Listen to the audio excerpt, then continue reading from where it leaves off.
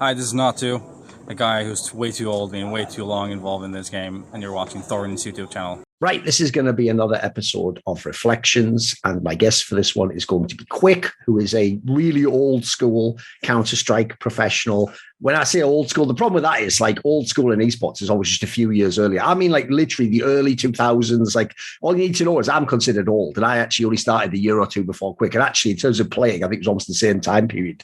So I have a quick question for you to start out the interview, actually, because one thing I like to do in my interviews is I don't want to just hit all the obvious topics. And I want to get into some things people maybe never knew about you, etc. So one thing I actually found out that surprised me actually Quick was when I was looking up, I only knew you from when you came up, and this will be part of the story in a few minutes. Obviously, the whole A-Laget team and upsetting the big dogs and suddenly becoming relevant in Swedish Counter-Strike. But I actually saw when I was looking up, really going back in the archives, that you were actually playing with a bunch of famous players before this, right? You were with like the Too Easy mix sort of group of people, right? Scream and Spawn and these people. What early period like? Were you actually playing with good players before you were in a top team yourself? No, I mean, I only as friends, I knew right. I knew some of them, but my first like official team was, I think it was A-Laget. That was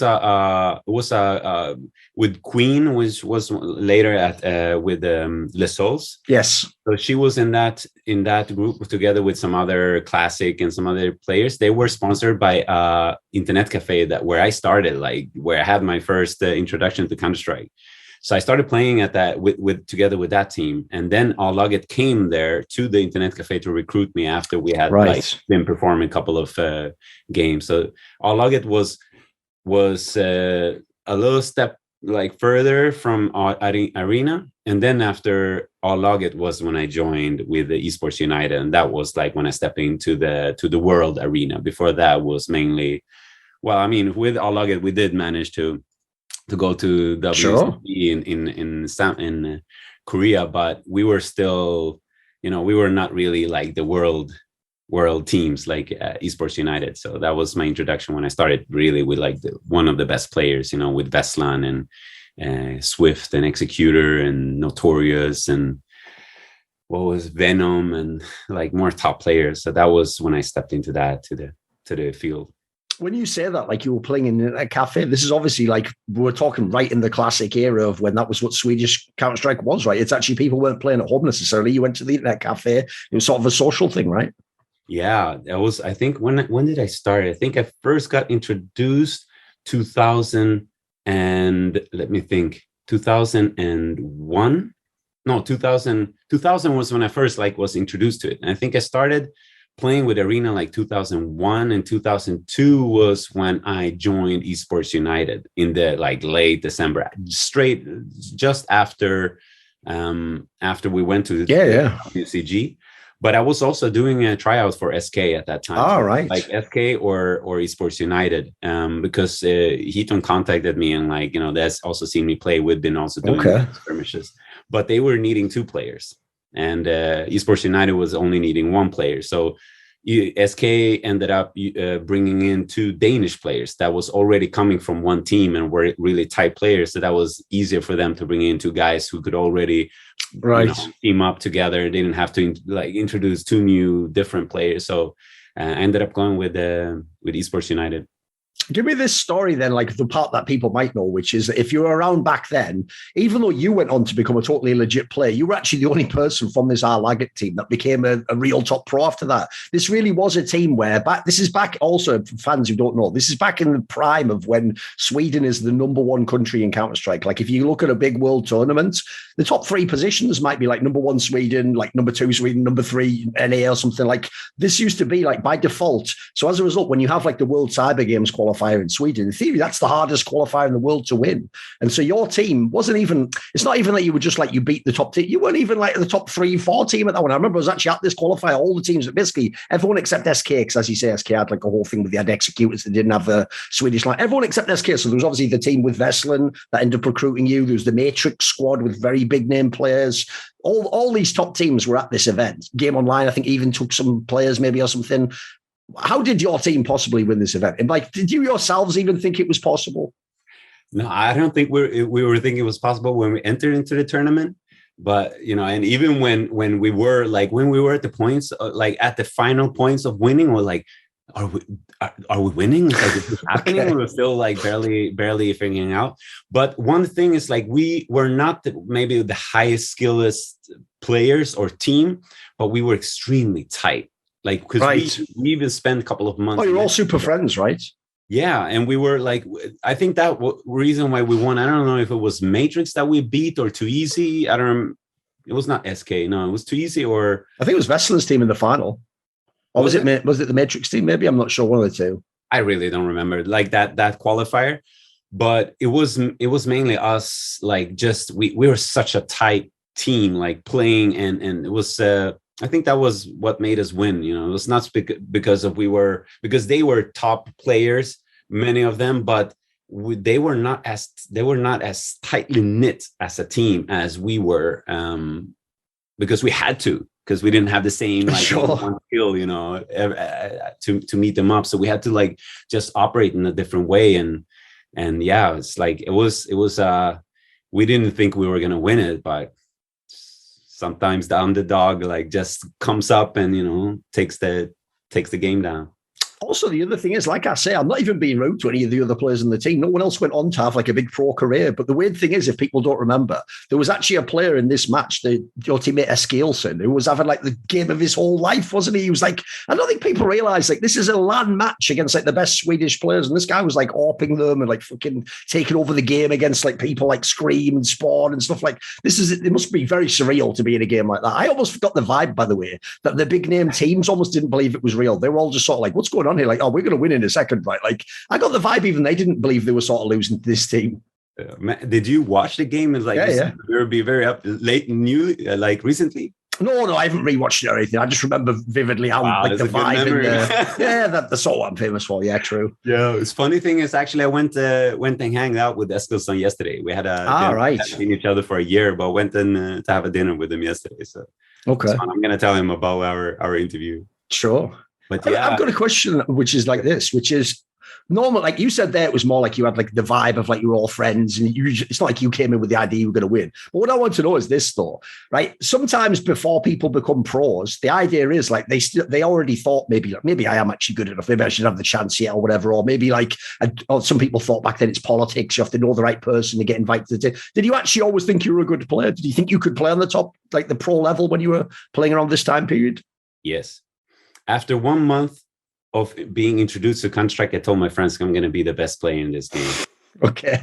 Because I've always had the mentality, like I was competing in many different games, like in many different sports growing up, both basketball, hockey, football. I wanted to compete in martial arts, but I had a lot of physical issues, like my knee or hurt my shoulder. So it was always something physical holding me back from really like advancing. And when I sat down in front of Counter-Strike and noticed there's nothing holding me back, it's like I can sit and play for 10 12 hours straight. And I'm just saw like the curve of development going so fast. And I felt like I'm going to be best in this game. So I knew I had it in me, because it's a lot the mentality part, and then I put in the, it's not like I was the talented player that sat down first time I played and was super good, but I had a hunger, I had dedication, I put in the time, and I had the mentality, like a champion's mentality, which is also equally important. And very short in it, it's like I felt, I was going to be really good. After I had friends who've been playing for a year at the internet cafe. After 1-2 months, I was fragging them all out.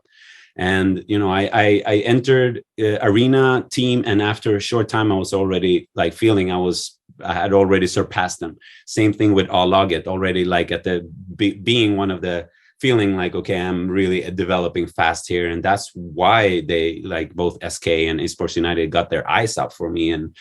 And even like in interviews, vesslan, when they asked him, like, who do you think is one of the best players in the world? He spoke about me, because I had, and not saying like it's in football, it's difficult to say who's the best player. It's Messi, Ronaldo. It's like there's many top players. So I never felt or thought like I am, but I knew I was definitely one of the top like 5 players in the world, because I had both the intelligence, I had the skill, and I had the teamwork, the strategy, and the reactions. I was a smart player.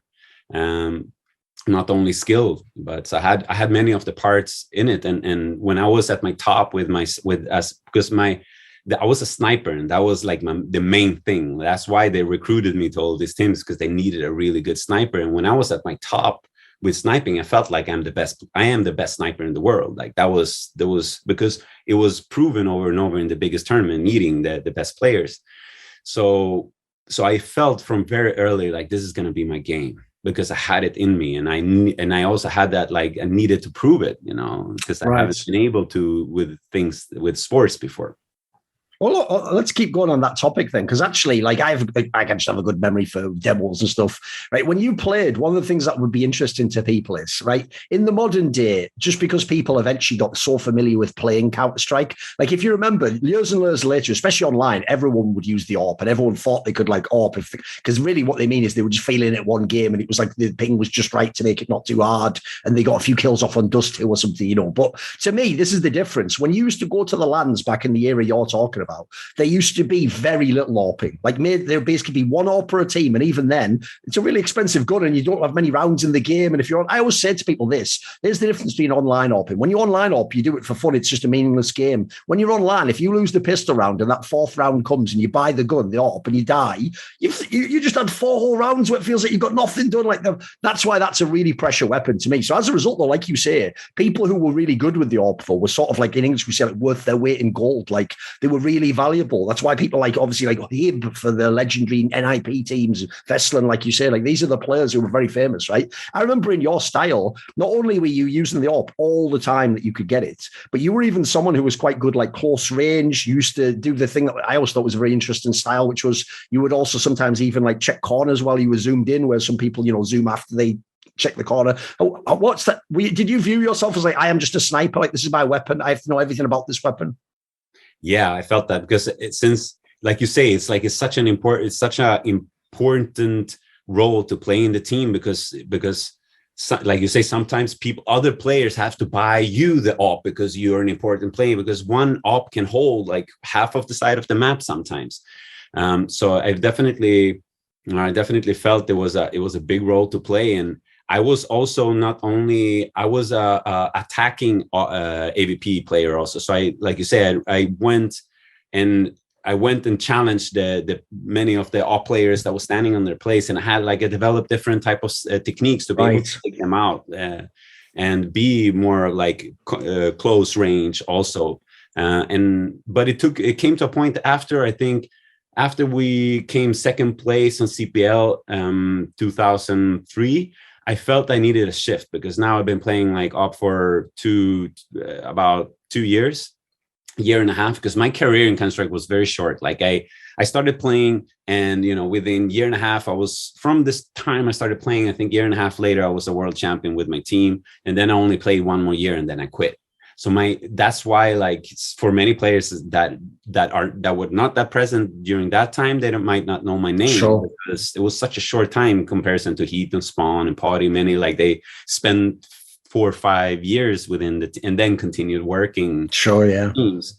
So I did a change after CPL and started using AK and Colt. So, like, I stepped out of the sniper part, but that also, it made me not the same peak performance that I used to have, because I was good still, and I was a world player, but not like, when I was sniper, I was feared. It's like, I knew that was like, I was a difficult player to take on. It's like, wherever I was, it was like, it's going to be hard to take me out, because I was both fast, and I used to spend hours, especially before tournaments, hours just putting out as many bots that I could, and then just practice with quick zoom. I'll be holding here and like just moving around. It's like, so I knew that had to be fully automated. If I'm looking here and someone comes up there, it's like I have to be able to, with millisecond, just move the dot and, like, take those people out. So it's like I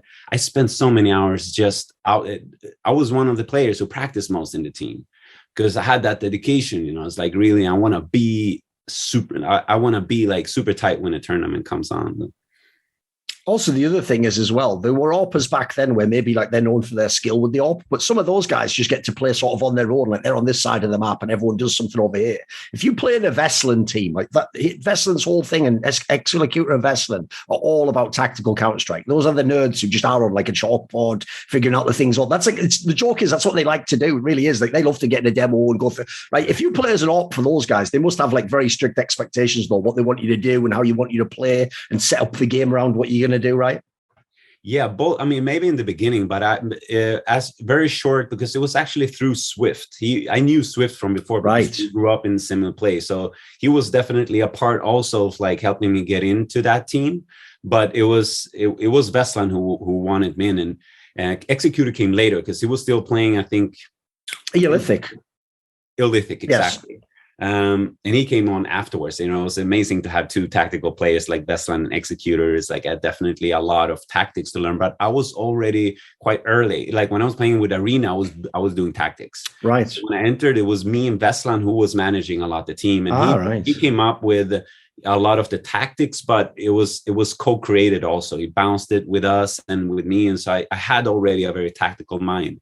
So it was not so much like, of course, you know, I was still a player. If they say like, okay, this is the tactics, maybe we talk about it. But then it was a lot of trust. You know, it's like, I mean, vesslan trusted me to 100% when it comes to like execute it in a good way and not micromanage my play in that way. So it was a lot of trust in the ability for me to be a tactical player at the same time.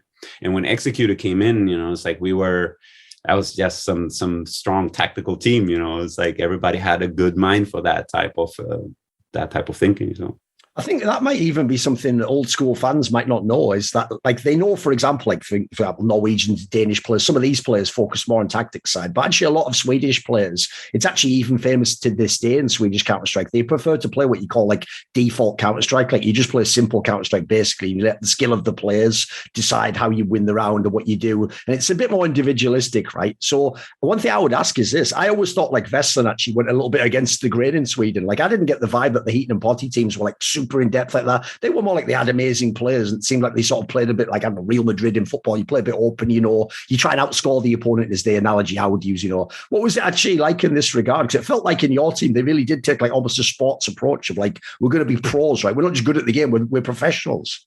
Yeah, definitely. vesslan, he had a great mind. I mean, it was definitely a good strategic mind. It was intelligent, brother. You know, you could tell that he went a lot into the strategic and thinking about like, okay, if this happened, that happened. And so it was, he definitely like made a lot of our team like be really also successful, that we had like detailed, you know, like and it was not only because of him, because we were, you know, many of us were smart players. So we all contributed when we went through a tactic, we all contributed with ideas to it. But it was like such a tight, you know, it's like, okay, this flash comes there at that second, then this flash comes there, and then this, and that. So it was very detailed in how we executed it. But normally that's just the first initiation, like the first, when you do the first attack. Then after that, it's up for grabs a little, you know, depends on what happens. Did they take 2 out of our players out? Then we have to know, like, okay, now the next strategy to execute and how we're going to do that has to be a lot like speaking together. Okay, let's do like this. You throw this and I do that. And then boop.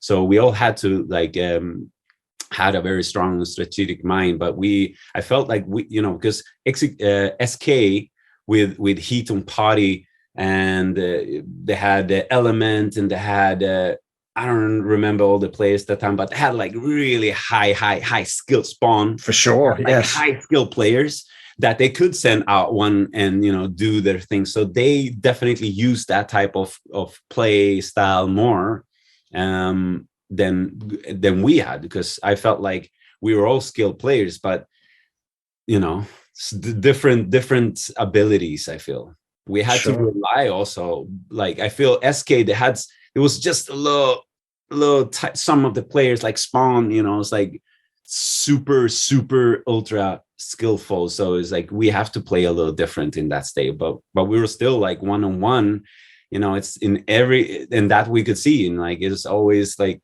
50-50 who's gonna win. But they had a lot of experience also, you know. It's like vesslan, Potty and Heaton had been played, like they were playing tournaments in CPL. Oh, the beginning, yeah, absolutely. Started, you know, yes. 99. Like before I was introduced, they were already competing on the highest level. And I was not a computer game guy. I never owned a computer. I didn't even know how to freaking put in the cables to be able to to play when I started. So yeah, we had to definitely use different abilities. Right. You know, that's actually an angle I even sometimes wonder. You know, when everyone asks that classic question, that was all, especially when Sweden was at the best in Counter-Strike, was always like, why is Sweden so good at esports games? And people always have all these reasons that I always think are sort of like, they're side reasons at best. Like things like, you know, like they have a good welfare system there, so you don't have to always get a job, which is like, well, maybe. But like, I actually think in line of your story, by the way, a common story I've heard from a lot of Swedish pros is actually the idea that they weren't all just nerd gamers. They were actually people often. In fact, that story you've said, that basically some version of a story of I was a sportsman who got injured, and while I was injured, I played Counter-Strike in the meantime because everyone was doing it, and then I just started playing Counter-Strike. I kept playing that. There's tons of stories like I get the vibe. Part of what must make like Sweden/Scandinavia successful is people like it's in that scenario. If you think about the analogy, the person isn't playing just because they're good at the game. They're sort of taking the mindset that would have tried to excel in sport, and they're putting it into, in this case, video games, like a virtual sport in that sense. Like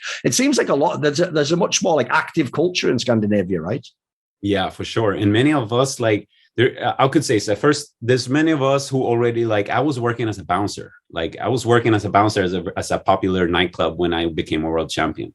So it's like I had a different type of life also. So it's like you also bring in a different type of mentality, like a different type of personality into the game. And I think when it comes to why Sweden was very successful, there's multiple factors. I think one, we had extremely good internet very early. Sure. Yeah. And that helps. We had home computers, like many people had home computers very early. And thirdly, there's probably more reason, but like the last one that I would say is like, since we maybe had these things early that made teams that we had good teams quite early in the scene, which makes other teams be able to practice against the best team. It's like if you have in Sweden, if you have 4 to 5 really good teams, then any team that is striving to get better, they are practicing against these better teams, so they can develop faster. That's why we had so many good teams in Sweden, because we were playing against each other. So it's like we developed faster. In maybe in France, there was only maybe 1 or 2 good teams. So this gets more difficult for them to develop because they don't have the same challenges in their practice as we had, practicing against SK and other great or some Norwegian teams. It's like we are, every practice game is high level skill game. So it makes you become better faster. I want to ask you about some specific tournaments, so we'll see if you can remember things around it or something, the storyline in any way. So one thing, just before we move off the topic, since we started the story when you were in the A-Laget team and you upset for the World Cyber Games qualifier, what about the actual World Cyber Games in Korea then? Because what I'll say is this, it is true, you were actually in one of the harder groups because you had Team 3D and you had the Canadian team, which was like, they'd actually won the previous World Cyber Games. So some of those players were experienced, etc. Right? Your team obviously didn't do well at this event. Like we've said, you weren't like a top professional team. It was a miracle you won the qualifier. But my question is this, right? I remember hearing at the time, it might have been from like Infinity or Softcore or one of those guys, they sort of implied to me that because the team knew you weren't going to win the World Cyber Games, that people just sort of took it as a holiday and they went there, you played the matches, but aside from that, people were like, maybe they drank a little bit too much or they were partying or something. Is any of this true? Did people sort of take it less seriously because they knew they weren't going to win? No, I mean, we still went to Cyber Games. Like if we won against, which team was it too easy? I think you beat all of them. I actually think you beat like Vesslan's team and the Too Easy team. But I'm thinking like when we won the qualifier, because we won the qualifier against the team that was supposed to go. It might have been Too Easy then, yeah. Yeah, I think so. So we came there thinking like, man, maybe we have some potential. It's like, okay, these are better teams, but we already beat one team that is better. Sure. Than us. And we knew we had a really good strategies. We had a good team play. So we definitely had the mentality that we could go far in it. But the problem with A-Laget at that time is that all the players in the team did not perform on their highest right at the time. It's like there was we were maybe 3 players out of 5 who had a good, standard of each game you perform, like a high, low level. Even if you are playing bad, you're still good. Meanwhile, but we had 2 players who were more unstable. So that's one of the reasons, like we're not stable as a team in that way. But some of us still like did a good work, you know, but it takes 5 in this, sure. Especially to go further. So we also, you know, it's like, it's in Counter-Strike, it's like sometimes you make one mistake and that fucks up the whole thing, you know, and then like 3, 4, 5, 6 rounds, and then you lose the momentum. And we could also see in certain, some of the games, it was like sometimes small details who could shift it. So it's like, it was, I think even against 3D, where it's like, it was not like they were like, you know, taking us out super easy. It was like things that we messed up because we might not have been as, you know, performing high on each game as individual players. So that was one thing that I think like made it, because if everybody in the team would have performed at the highest, we could have definitely gone more further, because we had a really good strategies and good team play. So it was just about the individual skill in that beats down. It's small mistakes that can just mess it up, and then how the mentality affects. Like if you do a couple of mistakes, and then like how can you lift yourself back up in the game, and not like, okay, we lost that, it's fucked, you know. What was the vibe like though when you left? Like, did people get that? Like, look, this is obviously an amazing opportunity. Like, I have to take an offer if I get it. Like, because if this is a friends team, you know, on some level, people might be like, why not just stay with us? Yeah, do you mean A-Laget? Yeah. I mean, for me, it was also about the competition. I didn't know A-Laget before right. I joined them. Okay. They came and recruited me, as I said, in Arena. So it was like we became friends, but I was in it for the competition, right? Not to be best friends and just stay in a team. But I know they got disappointed, and I was already talking with Esports United when we were in Korea, because vesslan and me was having. Oh, sure. He started like to write me as I was in Korea, and I was already. And I had already done practice games with SK at that time. Right. And they found out. So they felt I went a little behind their backs. But for me, it was like I needed to see it's like, of course, I want to play with the SK or Esports United. SK was like top. Both of them were top 3 in the world at that time. Like, if you're a Swedish player, the dream is the idea you go on the internet and suddenly vesslan and like Heaton and that are messaging you, hey, join my team. No, join my team. Like, that's the dream, right? So, you know, so of course, sure. You know, but I could have managed it better. You know, I could have been like, okay, guys, you know, this is what's happening. Instead of like, I didn't say, and I was like feeling in, because I didn't want to say anything before I knew. And I didn't want to affect the team morale during the tournament, but they actually found out anyway. So, okay. It was like, not the best, you know. Sure, of course. It makes you feel a bit slimy, sure, I get it. Yeah, I know. It's like... Right, another event I want to ask about, but I've got a different take on this completely. So people might know the first part of this story, and they might think, actually, that I'm just going to bring up the classic anecdote, and it's like a dunk, but it isn't. Because if people don't know, I love vesslan. I'm still mates with him now. I've met him the last few years again. By the way, I'm sure you've met him again. He's exactly the same person as well. The joke is now, though, instead of tactics, it's like business is his shit now. Like, it's the same way. Like, he's planning everything, and I was going to beat everyone 10 steps ahead and doing all this stuff here. So anyway, right, basically the question goes like this: when you come to join this team, one of the first big events when you were in the Esports United team was you went to CPL Cannes in south of France. And this is the event where people, I remember your team came second to SK, which wasn't like the proper SK with Element, but it was still a good Swedish lineup. And this was the one where, like I say, people are going to think this is the funny part, because the first part of the story is before the final, when they played on Nuke, vesslan, there's a famous anecdote where he said something like, he tried to do like a movie speech, and he was like, you know, in Swedish, he said like, we're the best in the world and we're going to make history, right? And the reason everyone remembers it is because sadly, it's almost like a comedy scene, because right afterwards, your team just lost by the match. He went like 0-12 in the game and your team got crushed in the match, right? So everyone remembers that. And sadly, they all remember it like sort of like what an idiot he was making that, you know, he looked silly basically. But actually, what I want to ask about this is, one, yes, obviously that is funny. Like, I'll even say that as his friend. Like, that is funny if you say we're going to make history and then you get 0 kills in the game. But the more important thing I want to ask was this. Like, I actually, you know, I interpret that differently, mate, because I actually think that actually shows what vesslan was like as a leader. Because remember, these are just video games. At the end of the day, people could just have a very nonchalant attitude and just be like, you know, play your best, guys. Who cares? Like, we'll see. Like, he actually did almost, even though back then it was just a very niche hobby, he almost could see it back then like it was a movie. He was trying to make like epic moments, right? Yeah, yeah. And when it comes to like one thing, when it comes to that specific tournament, and also when it comes to Vesslan, it's like Vesslan used to play with Sure. right? So he used to be a teammate with Potty and Heaton. So one thing that we felt as a team, that was always something when we played against SK comparison to any other team, there was something that was like not 100% with Vesslan. Okay. Something mental that he like some blockage or tension that made his like as a captain and like calling the strategies was something that got blocked almost every game against. I know from knowing him, he was definitely very, very eager to beat them. Like, as you say, he wanted to sort of show like, you shouldn't have kicked me out of the team, or I'm better than you got. Yeah, he definitely was super eager to show that. Yeah. So there was something there that every time we met them, there was like, we felt that Vesslan like was not as his highest, neither as a player or as a captain. So there was something there, and there was in their dynamic, because none of us had it. Like there was no or any relationship with them in that sense, but he had. And, you know, I don't know what happened. I don't remember what happened in their team, if he got kicked out or something, but they were not really good friends, you know. So it was something there that made it difficult to beat SK. And then that specific tournament also after after CPL Cannes, we also asked Venom to leave. And Venom was a highly skilled player. Oh, for sure, yeah. But he didn't have the right mentality.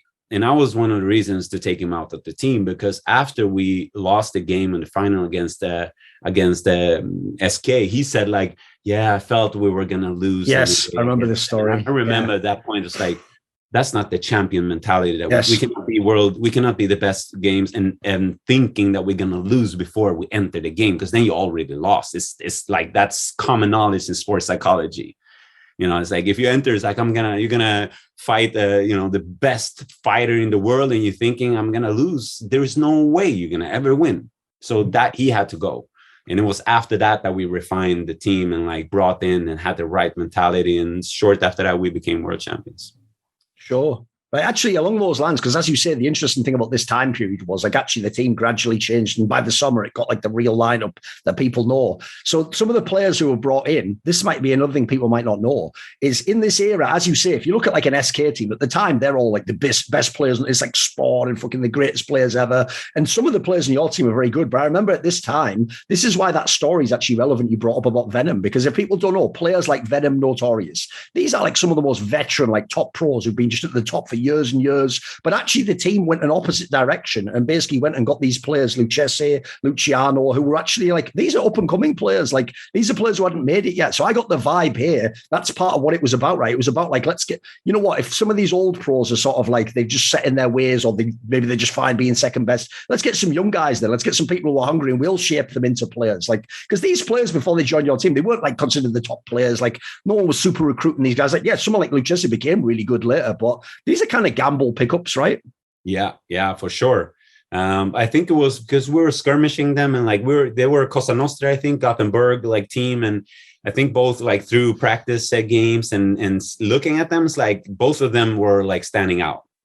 So I think I don't remember exactly how the recruitment went, but it was after we asked Venom to leave, and Swift also, he had to also, he was not like performing at his highest neither. So I think both Venom and Swift made space for Lucchese and Luciano, because they, we brought them in for some practice games, and they show that they could hold that. And yeah, that was it. It was me. Who was it? It was me, Vesslan.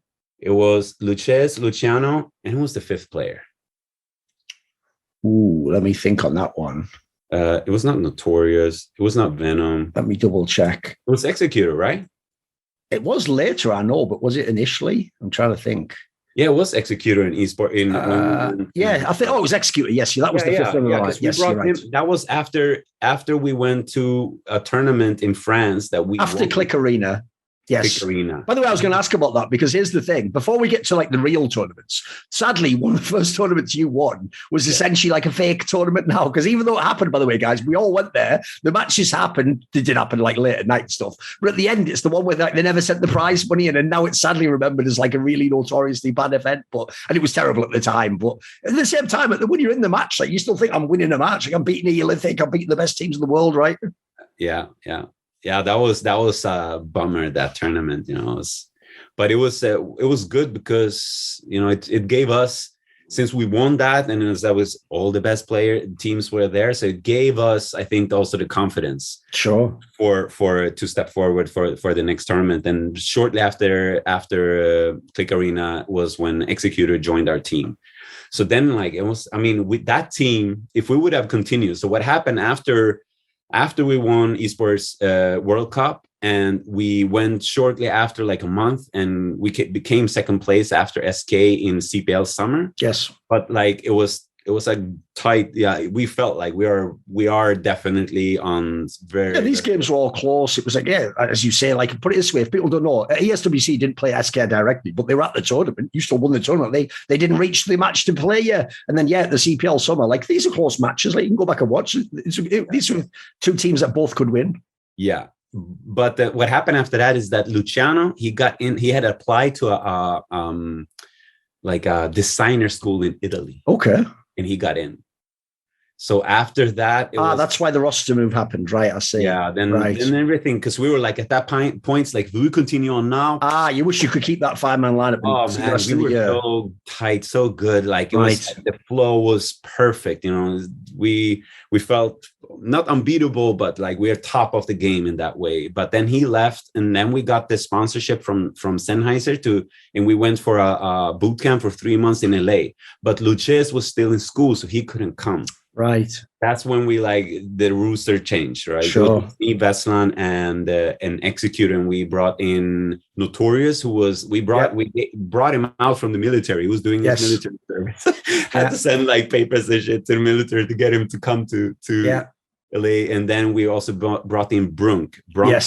From old Too Easy. Yes. And he also played with SK. So. Yeah. But that was, it was not the same magic. Like, we had magic with that five with Lucchese and Luciano, XeqtR, me, and vesslan. That was magical energy. Like, we were so good together. So I wish that we would have gotten some more time to play with that, because then those three, we spent 3 months in LA preparing for a big turn. It was going to be the biggest tournament in CyberX Games, another fake one, sadly. 1 million in prize money. Tell you what, bear in mind, as you say, your pro career was like a year and a half long. Like, you were unlucky with the year you picked. Like, you had the two most fake tournaments of all time. That's true. But I've got a question then. What about this? As you say, obviously a big game changer to make the team go to the top was XeqtR joining. Again, if I go behind, like I said before, like, if you're a Swedish player, your dream is one day, vesslan and Heaton are like, no, join my team. And then later it's like, oh, XeqtR, like, I'm going to join now. Like, this is like fantasy stuff if you're a player back then. Like, who was XeqtR as a player? Because if people don't know, like, he was a really old school player as well, right? Yeah, I mean, he was a freaking magician. He was extremely good like, he was the captain in teams. He was really good with strategies, extremely good with all the weapons, and he was smart. So he was definitely one of the top players in the world. It was such a huge, like, thing to get him. But he came after we won Clikarena, so we were already proved ourselves. That's why he joined. Right. It's like we already, we came first, and it was like, okay, this team is good. My team doesn't look that great, so I'll join these guys. So, but with him, when he entered, and that was it. That was the perfect match for our team. But then later also it was so funny. It was just a short time we had that magic, But that entire year was good though, because we came in each tournament, any tournament that we did, either we came first or second, and SK came first or third each of these big tournaments. So we were like competing during that year. It was just SK and our team. We were Adrenaline by this time. Team 9. And then we became Adrenaline. Yes. Yeah.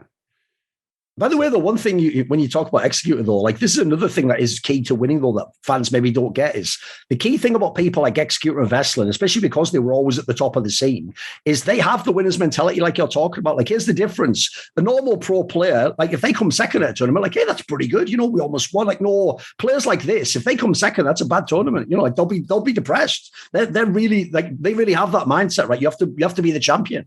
Yeah, that's what, like, when vesslan and XeqtR, because I had the same. I've always been extremely, still are now. No, not the same, because I'm not competing in anything, but always had that. So, like, us three in the team, and all of us also were quite mature. Like we were no kids, in that way. So we also had, it was a level of maturity, it was a level of confidence, and then like the highly competitive mindset. So that was a powerful triad.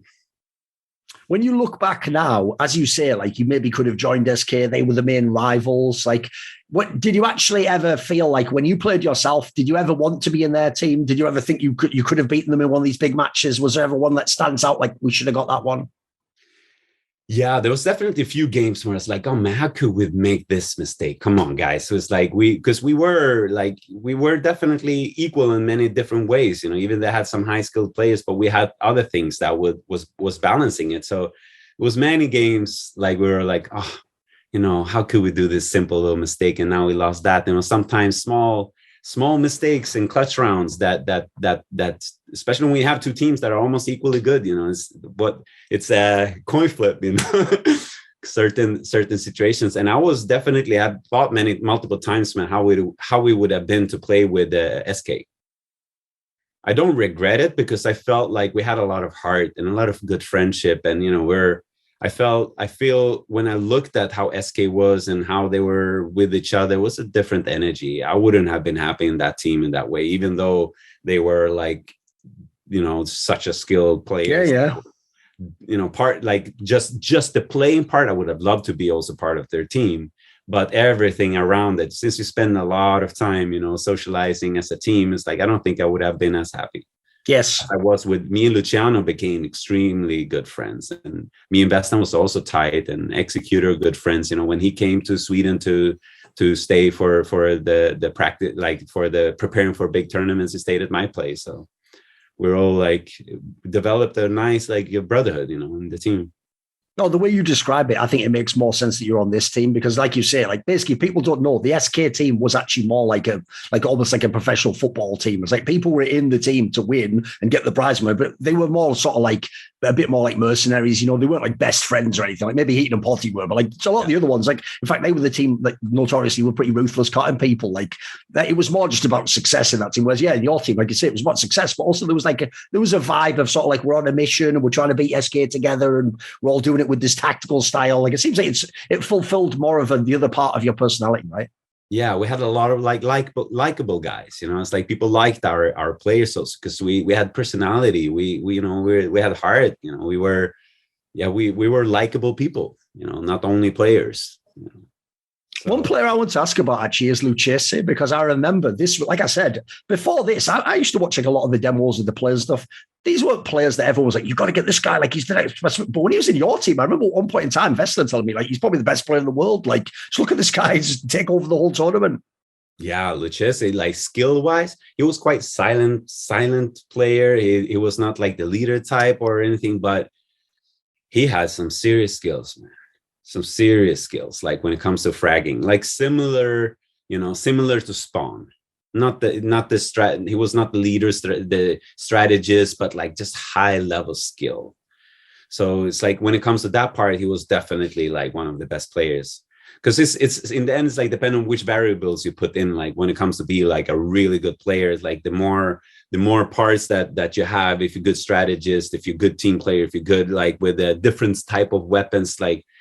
But Lucchese was definitely a big force in the team also when it comes to the frag part.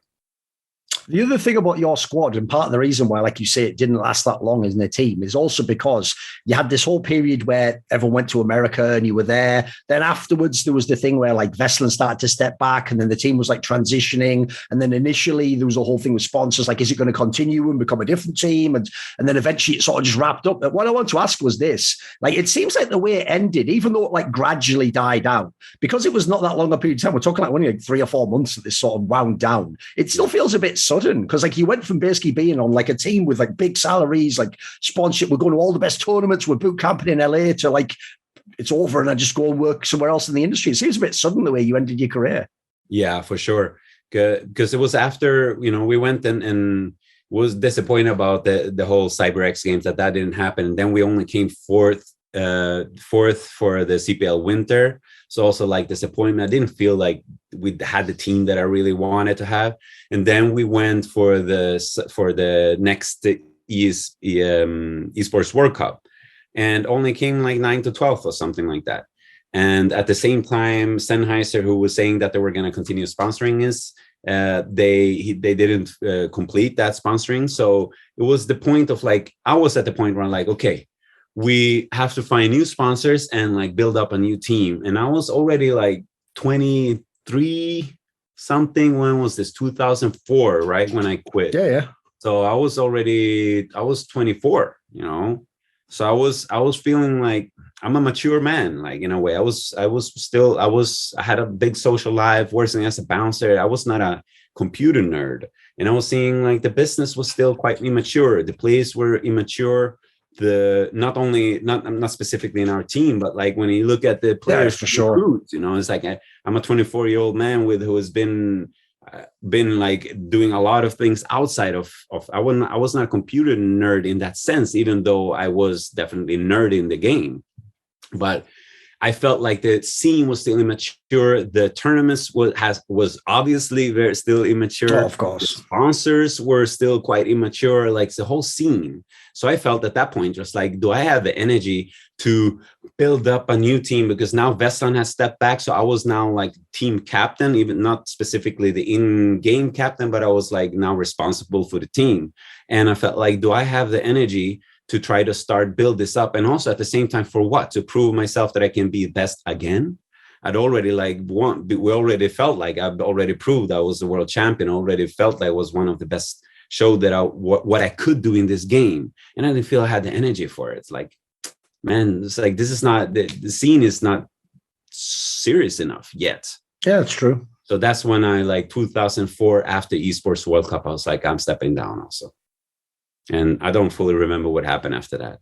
But I did do a comeback with Noah later for Korea. But you went to one of the WEG tournaments with them. Yeah, shows of standing, right? Yeah, with WCG or something like that. Yeah, it was XeqtR who called me in for the next year, 2005, I think, because I was in between and I was working with QPad, A-Laget, right? Sennheiser, traveling around. People could like play 1-on-1 versus win tournaments. But then XeqtR called me up and he was like, Fisker, who was gonna be their 5th player, he ended up not going to them. So they were like in Korea with 1 man short. And XeqtR knew like what, you know, he's like, he knew my capacity. I hadn't been competing anything for the whole year, but I had been playing some still Counter-Strike at like internet cafes, so it's like still maintain some. But I came there and they were number 1 in the world. They won like, I don't know, all the tournaments or something like that, with the Method and Jaguar. Yes. And then it was XeqtR and one more, don't remember. But I came there and they did not, especially Method and Jaguar were not practicing so much outside of our practice. Right. Because what I saw that they were, and this is what I also felt like with the scene being young in that way, and like in some players immature. It's like here they are at this big tournament, like, and they're not putting in the time. Outside of our practice games, they were playing World of Warcraft or like Warcraft or other games. Meanwhile, I was sitting every waking hour and practicing because I was a little behind. But I felt like these guys, we still have a chance to win. You brought in a good player like me, and I ended up like being the top fragger in I think 1 or 2 of the games. So that says a lot. Like me not being playing in any tournaments for the entire year. But I was so dedicated. I came there we only were in the tournament for the week because we lost 2 games and then we were out. And this is a lot because some of the players in the team had gotten a little too big head. Like we so good, we don't have to practice. It's like you might be, but you have a new player, you have a new team. We need to play to be able to win as a team. So that was what I saw why we didn't succeed in that tournament. It was not specifically because I was not skilled enough. It was because we as a team, we did not practice enough because they were thinking, I don't know what they were thinking.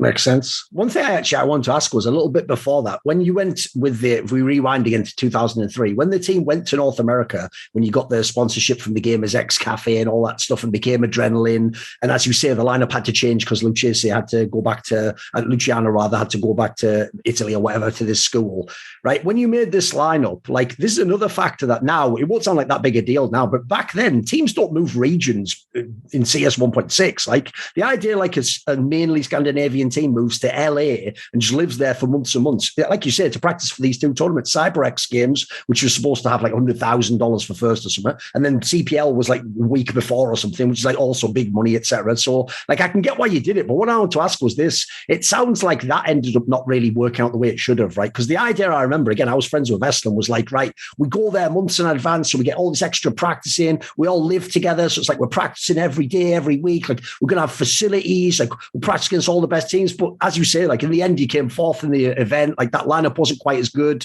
What was the experience like in general in LA? Like on one hand, I imagine you probably enjoy living in LA, right? Sounds like a cool place to go and check out for the first time. So what were the good and the bad of the experience like? The good part was like we're feeling we were really professional players. We were paid salary. We had a paid apartment. We had a car. We had practice hours Monday to Friday, 4 p.m. to 10 or something like that p.m. So like it was very structured. Felt like, you know, we were taken care of. We're professional players. And this was back in the days, right? It's like we're one of the few teams that had salary. Sure. So it was really nice in that sense, you know, and we went out to a couple of clubs in LA and like, you know, had a different experience, feeling it was a serious thing. And the guy who was sponsoring our team at that time the guy who was owning the internet cafe and like being a sort of manager, he was a multimillionaire. So we felt also like we had a good team behind us. Sennheiser, I think, sponsored like $50,000 for us to go there. So it was like, we felt it was a big, serious like thing for us. The bad thing was that we would not have the team that we wanted to have. It's like we didn't have Lucchese or Luciano. So we were almost half the team. So it's like we had to build it up with Brunk and Notorious. That Notorious we hadn't been playing like barely. I think he quit like when I entered Esports United. And so by the way, that also just shows you that vesslan's like a different type of character back then, because this is the era back then when you just recruit whoever's available at the time. Like you look at the active players and you get the best guy you can. I remember this story of him telling me, I'm going to get Notorious. I was like, he hasn't even played for about 2 years, because this is just who vesslan is. He was just like, look, when you like, he had some philosophy, like when you've been really good, you could always get back there again. So he had like some vesslan theory on how, you know, you could like rise back up. And he wasn't wrong, by the way. He was a very good player again once he got his hours back under him, because he was another all-round player, right? For sure. I mean, Notorious, he was Notorious. And definitely a LAN player. Oh, yeah, for sure. I mean, and he had already been in big tournaments, you know, because it's a lot also about not just being a good player, but like what really defines the good teams is like to be able to be able to perform when you come to the big tournament. For sure. Yes. There, and when the nerves kicks in. Yes. And when you have the clutch rounds and when you come into the finals, it's like it's so much mentality. And he had a good mentality. Because that's what I could see. Many teams had highly skilled players who could not perform when it comes to tournaments because of the nerves. Yes. That's in the end what does define a lot, like when it comes to championship. It's not always the skill that wins, it's the nerves. It's the yeah. If people don't know, like, even though eventually a lot of the players became very good from this team, the original team for that was that team Matrix, because they used to play from the Matrix Cafe with the super low ping. And if it was on the internet, if they were scrimming you, they could beat everyone in the world. They could beat SK, they could beat everyone. But the problem is, if you took them to the LAN, they'd come like second or last place. It wasn't that they were bad players, they were amazing players, as you can imagine. But like you're saying, the key thing back in this era, especially because you don't get to go to a tournament every month, like a tournament's every 3 months, say, you have to be able to perform when you get to that tournament. Like it's like you say, it's all well and good having good aim. Like you better actually, like the equivalent of if it's football, you better score a goal, you better win the match. Yeah. That's what being a pro's about. Yeah. Exactly. Especially when you're like, how do you turn when you're many rounds under? Or when you're 2 versus 4 in a round, it's like, how do you turn things? Because that happens to all teams. Like you have to be able to turn it and not feel like, oh, we lost it. You know, it's like how when you're 1 versus 2 versus 3, and it's only about you, how you can manage to really like to still play at your best and keep your nerves intact and you know, turn the tides. So it's like the the matrix players, they were still quite young. They were immature, most of them, and they didn't have the mental strength for winning a world champion or becoming the best in that way. By the way, I mean, I don't know how much you remember of your own career, but I would have even said from what I can remember, I always thought you were quite a clutch player, actually. I mean, AWPers typically aren't so famous for being in like the 1vx situation. But again, like I say, you were a good close range AWPer, which is a skill you usually need if you're going to win like clutches and stuff. Seemed like you fit that mold, right? Which mold? Being a clutch player, being someone who wins the 1vx on LAN. Yeah, definitely. I had my nerves always not almost always. I had my nerves in good check. And I had the mentality, it's like we're gonna win until we lose. It's like it's not over until it's over. And yeah, it's like I never gave up during the games. It's like, doesn't matter how it's looking. I'm gonna see however I can turn this one around, and slowly just take out one person, next one, and never like let the mind play with me or feeling fair or like, oh man, I'm going to lose this. How I'm going to do this? Like, I didn't allow the stories to come in. It's just full focus, like predator mindset. It's like, there's no space for stories to come in and thoughts to come in that hinders your performance. While you were in this team, or maybe when it started to dissolve, did you ever get any other like cool offer from another squad? Because one thing as well people don't know is like teams back then are super ruthless. Like if SK drops off a little bit, they're going to immediately ask all the like rival players. Like what people don't know is most of those like transfers just never happened. Behind the scenes, there was tons of invites went out to all the best players. Did you ever have like some angle you ever considered or a team you would have liked to have joined? At that time, no, because like on the international scene, it's like it's difficult to join like an American or Asian or even a South European team, like a French team. And it's difficult to join all of those because the ping is so different. It's like you could not practice with a team. So it was just a European, like a Nordic team that I would be able to join. And at that time, like SK was full. It's like, don't remember which other teams were around, but like there was not really any space in any team in that way for me to join, because it's all about timing also, right? Sure. And I was also feeling like I'm done. At that time, it was not until XeqtR, because I don't remember what happened with him. He probably quite soon after we finished, he started up Noah. He was one of the founders of that one. It was not until he asked me like, okay, do you want to join the world's best team? I was like, okay, I can do that. It's like, and yeah, that could have been a comeback. I would have definitely continued like playing if we would have been performing better. But after that, I was so disappointed in some of the players in the team of how lack of commitment I felt during such an important tournament, So it's like If people think about the different stories we've talked about in this interview, on the one hand, like you've got to live out some of like the dreams of any Swedish player, like I said, joining these big teams, winning tournaments, getting all this opportunity, the professional lifestyle. But it's the question I would have is this: since it was so short, how satisfying was it? Like on the one hand, was some of it worth it? Is there some way you sort of feel like I should have played like a year or two more, and then I would have like gotten everything I wanted to do? How do you evaluate your Counter-Strike career? It's a good question. I think I could have given maybe one more year. It's like with for example, with Noah, if we would have like performed better that year, I would probably given it one more year with them or something like that. It would have been nice to play with Pod and Hedon and some of those players also to feel that in. But I mean, I ended up like my career after, I don't know how much after I stopped competing. Like first that year, I was hired by QPAD. Around, I went to Greece, I went to Israel, I went to Portugal, France, Germany. It's like I traveled. Oh, right. I see what you mean. I thought you just meant you went within Sweden doing the 1v1 to Europe, right around Europe and stuff, right? Including Israel. Okay. So it's like I got to travel around and experience a lot. Sure. And after that, I was hired by MTV, by a company to be the coach for Les Seules 2016. Right. So I traveled around the world in 42 days, went to, where did we go? To Tokyo, to Kuala Lumpur in Malaysia, right? Thailand, first like New York, LA, Las Vegas, and then Hong Kong. Wow. Okay. From a world tour then. Kuala Lumpur, yeah. Like I went traveling all over the world. And after that, I got recruited to be the first like live studio, what do you call Some it? sort of streaming shit, right? TV hosts for Swedish There we television. go. Oh, right. Like they're online when they were covering Dream Match. Yes. I don't know, like maybe 2000.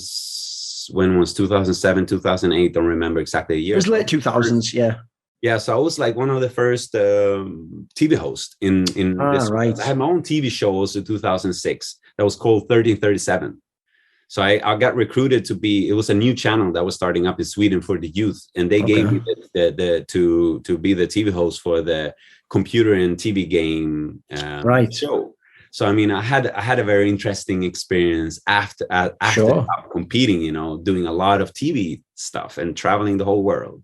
So I wouldn't like that part is still what I consider part of my career. Yes. So you got a few more years than we realized if we only saw the pro career, right? Okay. Exactly. Let me ask you a question about that then, because if people don't know, this is actually an angle that sadly has been really misrepresented because of like political stuff nowadays. So obviously, even today in 2022, there is still a lot of discussion about the topic of like, can women be in Counter-Strike? Or like, there's obviously like ESL has their own tournament circuit. But the thing I find really misleading is they always present it now as though it's like a new concept. Like, we're just going to now, could women ever be in Counter-Strike? And I'm always like, they've been in it for like 15 years, guys. Like, you have to understand, like, when I began it was only a couple of years after we had like ESWC came along famously. They always had the female tournament, and then other companies got involved. So the team you're talking about, Les Seules, was one of the best female teams. As you say, they had the player Queen, who used to be actually in A-Laget. If people don't know, she was actually in the top male part of the Swedish scene. She was a competent player. It was good. When you were with this team, this was when you had the big tournaments began. Every year at ESWC, you had like a championship, etc. So this was finally where like there was some money, there was some salaries. They weren't huge, of course, but some people had salaries. As you say, there was the marketing element. People got to go to different countries. What was this experience like? Because on the one hand, like you must be able to apply some of your pro knowledge because you're trying to help other people do it, but it's in a totally different side of the industry, right? Must have been a very different experience. You mean with Les Seules? Yes. Yeah. I mean, I felt like it was a little weird because I was going to be, I was recruited to be there to be their coach. And then also the presenter, like, so when the camera come up and I was going to give the girls like a challenge. All right. But it ended up being more about creating TV, which of course that was the idea, than them actually becoming really good team. Right. So it was more about like the media angle. Right. Okay. I was barely coaching them right. in that sense. And they were also, I don't know what's up. I don't know what was up with these players and these sisters at that time, but they were also like, we are, I don't know. There was some sort of like big egos in them also. Not, they had like me coming in who had the experience that I had, and they were not picking my brain. Right. They were not coming for help or asking how I could guide and coach them. So it was this sense of like, traveling around with this team. I was also like, why am I here? Except for like, okay, I get to travel, I get to be, I get to get paid, but my knowledge and skills in this game was not being applied. Right. It sounds like in general, that's one thing in esports you didn't like about this early period is like you were already trying to be like, this is a real thing. I'm like a pro. I'm trying to be the best. But a lot of other people, it's like, I always say this to fans. A lot of people who are pros just happen to be really good at a video game. They didn't set out like with a mission and a goal. Like they're just people who like their aim's really good in Counter-Strike. They can shoot the AK, that type of a person. Sadly, they're not going to be super dedicated and give their whole life, right? They're just going to play for fun. Yeah. Yeah, and I think also because since I was like I was a few years older than many of the people, right? Sure, except for A-Laget, they were older, But at that time, it was like I still felt there was this immaturity and not really taking it seriously. Like no one was fully taking it seriously. Like they were, but not professionally enough. And that was something that I was lacking because I always had that like we want to be professional, we want to be like really like this is important, Sure, and. I felt like it was still the scene was still young, right? I mean, when did Counter-Strike come up? Like 99, 98? Yeah. So this was only in the beginning area of this. So of course, it had some growth to do in all levels. Sure. I felt that. And later on, I actually, after I started studying mental training, I studied for an entire year to become a mental trainer. And then went on to study sports psychology at Stockholm University. And then my plan was actually to enter into the scene again, but more as a mental coach. Right. Because one thing that I've seen over and over and over in the scene was the lack of mental power, meant for sure. And you know, Yes. the coping strategies, how to set up goals, how to work with the mind, because that was already being applied in so many other areas when it comes to competitive sports, Yes. but nothing in esports. And most young guys don't have the tools, you know. So it's like that was something that I was gonna bring in, but then my life turned into other things. Sure. Let me ask you a little bit about that then. Maybe that's the last topic then, because I'm interested that that's sort of like a conclusion you took from esports. I also think quite similar, which is people don't realize, fans who look at the pro tournaments and they see a player do badly and they're like, oh, he sucks or whatever. It's like, you don't know. There, if we could take pressure away, if we could show you what it's like when the player's just at home and he's playing a practice game with none of the world watching, so many of these players are really good. Like some of them could be like the best player in the world. But as you say, the ability to actually like mentally handle the pressure of playing the match on stage in a different location against the best team with all the people watching, those factors can they can make the player half as good. He can be terrible compared to that. Like I feel like that still is a misunderstood area. Like people, it's a little bit more explored. Like some teams now obviously have like a sports psychologist or someone to help a little bit. But I feel like the players themselves, a lot of them still just think like, the flaw I see, dude, is it's almost like they think you're born with the ability to be like clutch or whatever, or you're not. They think it's like I either am or I aren't. Whereas to me, it's something you can work on for sure. There's techniques, right? Yeah, definitely. In both, you know, some people have it naturally, and some people who don't gets to train it. And those people who have it gets to improve it, because it's such an important part. And yes, I mean, I learned quite early on this part, because when I started studying sports psychology, I already had a lot of understanding, because I was quite aware person of the mental aspect of the game. And I remember early on when I was still, I think, playing with Arena, I was a good friend with Legend. Legend, who was a team captain in Matrix. Yes. And I remember he told me one thing once, and that was like when I learned about visualization, how you can visualize something before it happens. And I remember he telling me such an important thing, and I used it for my entire career, and even in life, you know. But he said, like, I remember Dust 2, when you go towards the stairs, and in Dust 2 as a terrorist, and there was normally always one or two players like being somewhere there. He said, like, before you go forward and like shoot, you visualize that he's sitting there. So you see him in your mind, he's there. And then when you go forward, you don't have to see if he is there. You know he's there. You just have to press the button. So there is no reaction, barely any reaction time, because in your mind, he's already there. You just have to plop. Meanwhile, if you don't have that mindset, you go and, oh, he's there. And then you react. Sure. Because in the Counter-Strike, as you know, it's milliseconds. It's like milliseconds how do you say, that defines the outcome. So I remember, like, even that was the first like sports psychology tool that I got, was the visualization part. So I used that a lot in my games. That's why I many times had an advantage over other snipers. For example, a sniper was standing and waiting for me. I knew he was there. Even I didn't know, but I visualized he's there. So when I came forward, it was just about pressing the mouse. Sure. By the way, who were the other AWPers back in your day? Who were the ones who were like impressive to you, or you thought they were really hard to play against? Wow. That's a good question. Because to me, that it is the gun that it's the easiest to get like overrated with. Like someone had a good demo and they just like get all the hype from the frag move. But the people who are actually good, the best AWPers are a class above, in my opinion, you know. Yeah, that's good. Because you can really dominate with that weapon on LAN if you're good. Yeah, I remember Jaguar was really sure. Good. I think Method also, like both of them were. XeqtR was extremely good. Like when he was also playing in the other teams. I remember Spawn. Oh, for sure. I mean, he was good with all the yeah, true. Fisker. He was also like extremely good sniper. And then I don't remember, you know, it's like 20 years. True, it's literally 20 years. Right? True. I've been, it's so much has happened since then. But what about this then? I've got some other angles I want to ask. Like, who would you say is, because you played with a lot that you could go fit this pill. Who's the smartest player you played with? Who gets that title? I would say XeqtR. Okay. XeqtR or vesslan, like one of them too. Okay. Sure. What about who is the player who, like, you have to pick a teammate for this. So it's the player where if it was like, this is an imaginary scenario, obviously, someone had like a gun to your head and they're like, if he doesn't win this round, you die. Like who would save your life? Who would be the one who you'd pick to take this round for you? That I was used to play with, or like any player anywhere? In theory, a teammate. I want someone who, like, you can just rely on this guy. This is the guy I'd risk my life with this guy. Who would you pick?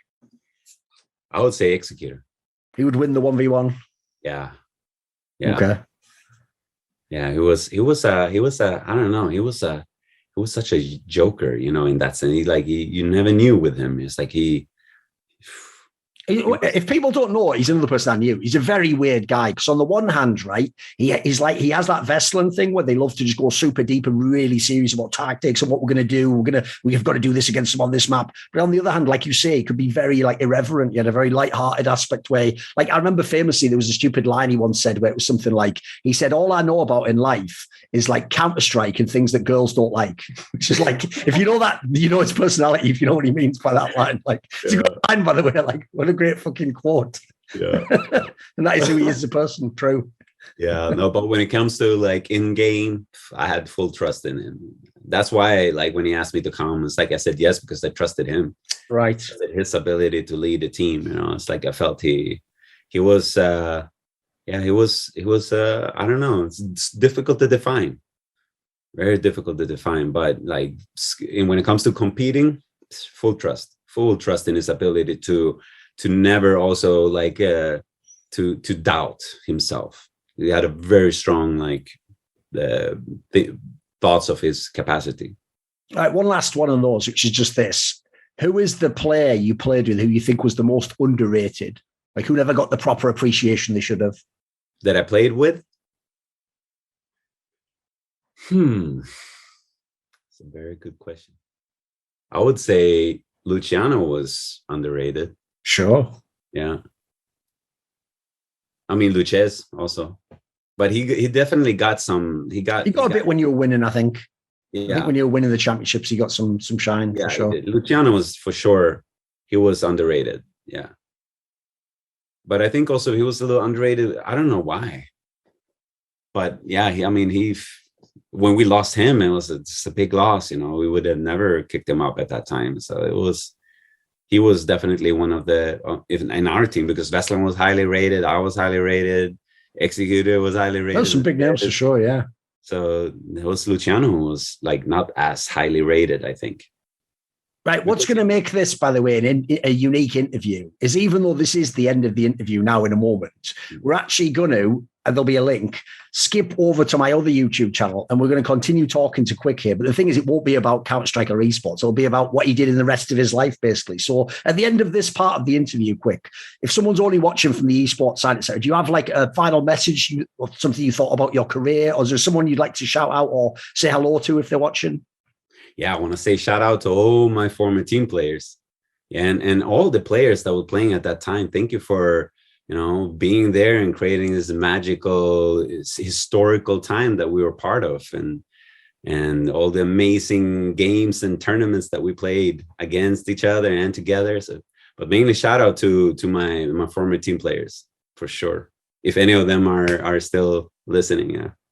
This video was supported by Kill Your Inner Loser, Travis Goff, Ahmed Hadju, Matt Pugnaccio Racula, Hades, Animosity, Joseph Ginsberg, Tobias Bernasconi, Bot Pounder 420, Jensen Gore, Kovacevic, Pacey, Tosh, Adamox, Thooorin, and a special thanks always goes out to Jerky's Minion. Would you like to suggest a topic or a guest for my content? You want to ask me a question at one of my monthly AMAs? Do you want teasers, find out who the upcoming guests are? Or maybe you want to take part in one of those lengthy esports discussions with moi? Well, if so, put your money where your mouth is. Join the Scrolluminati today via the Patreon link in the description box below.